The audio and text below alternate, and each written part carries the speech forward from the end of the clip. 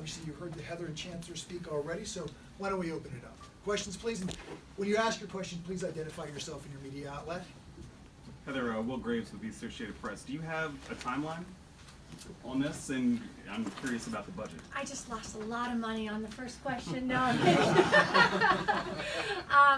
Yes, we do have a timeline. The arena and the sports performance complex will be the first project. We have conceptual renderings, which you all saw, and so tomorrow we go into schematic design, which is a much more detailed process.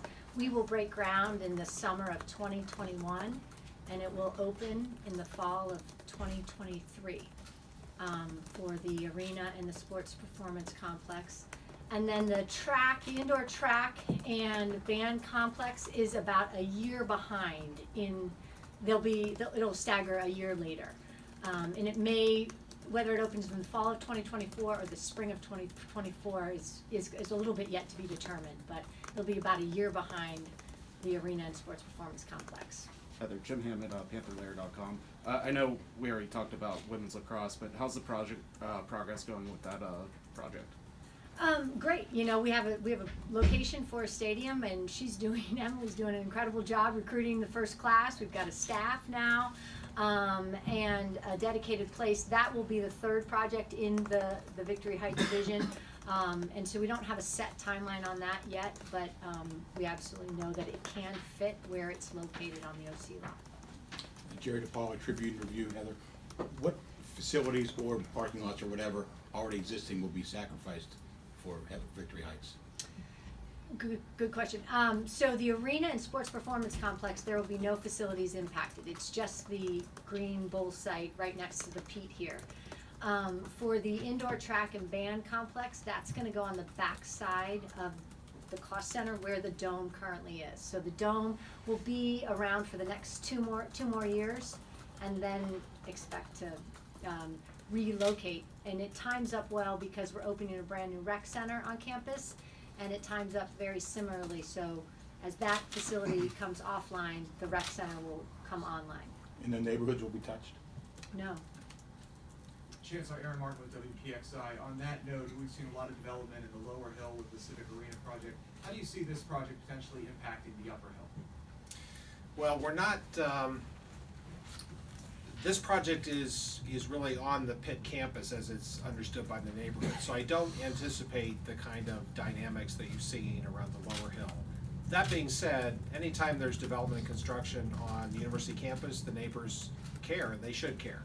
And so what we've tried to do with the campus master plan is create a vehicle where those discussions can happen, not just episodically, but kind of continuously. So our community and government relations team has been in our neighborhoods, sharing our plans, soliciting input from our neighbors.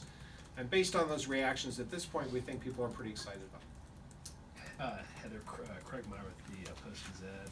I was curious what the final, for this project, what the final price tag is and what percentage of the way or how close you are to securing those funds. Well, the project is in total, both sites of Victory Heights is around $250 million. And the university has committed to supporting the vision and making sure that this is moving forward. We are fundraising to offset those expenses and obviously a payment towards it. And we're just getting going on that piece of it. But we have a number of commitments already from our Champions Advisory Board. Heather, John McGonigal, Post-Gazette as a follow-up. Is there a hope of a certain percentage that you can get from donors and try and offset that? Is there a percentage you're hoping to hit? We have goals internally with our development team, but the project is not contingent on a certain percentage being raised. As much as possible is obviously the answer you want.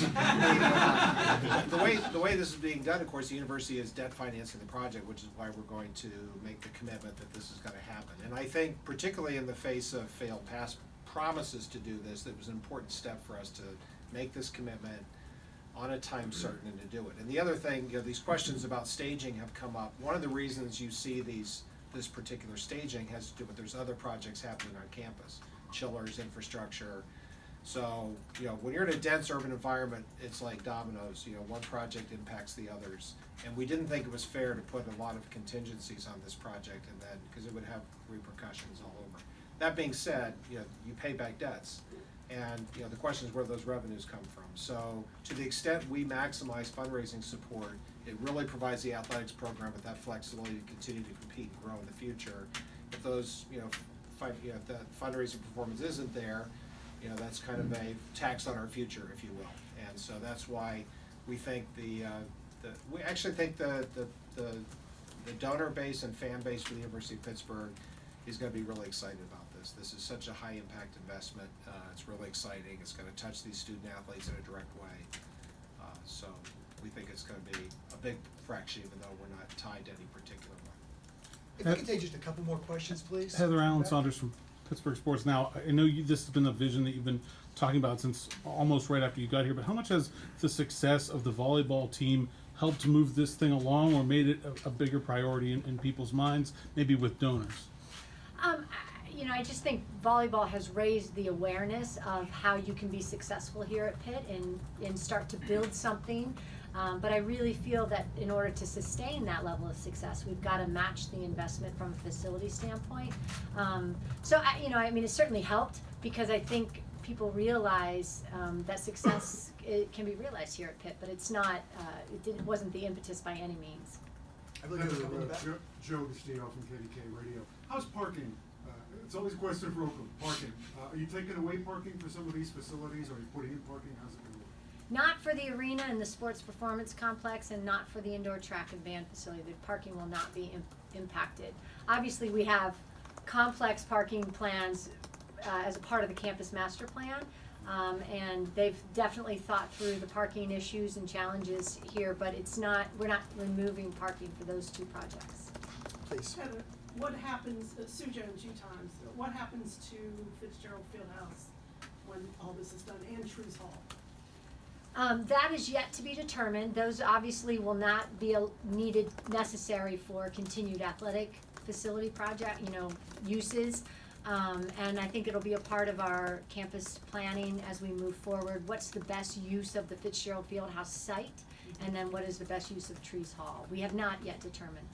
One final question, please. Anyone? Well, will they be raised or demolished, or haven't you decided yet? We have decided. Yeah. Okay. Chancellor, Heather, thank you for your time. Thank you all. Appreciate that. Thanks.